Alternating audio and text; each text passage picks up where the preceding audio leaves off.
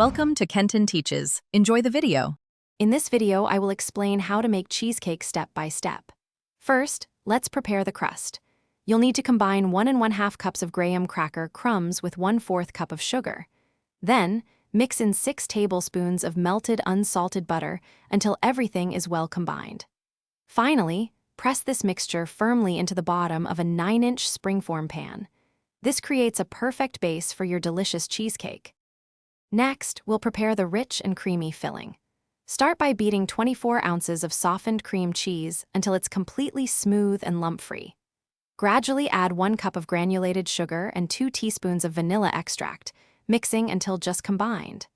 Then, incorporate 3 large eggs, one at a time, mixing on low speed only until each is just blended. Be careful not to overmix the batter. Now it's time to bake your masterpiece. Carefully pour the cheesecake filling over your prepared graham cracker crust in the springform pan. Bake it in a preheated oven at 325 degrees Fahrenheit for 60 to 70 minutes, or until the edges are set, but the center still has a slight jiggle.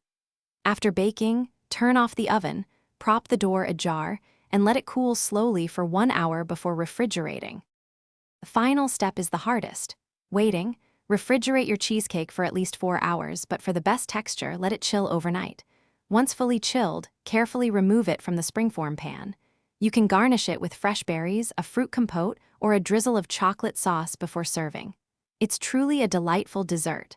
Also, be sure to check the description below for a link to the Echo Dot smart speaker and other great deals.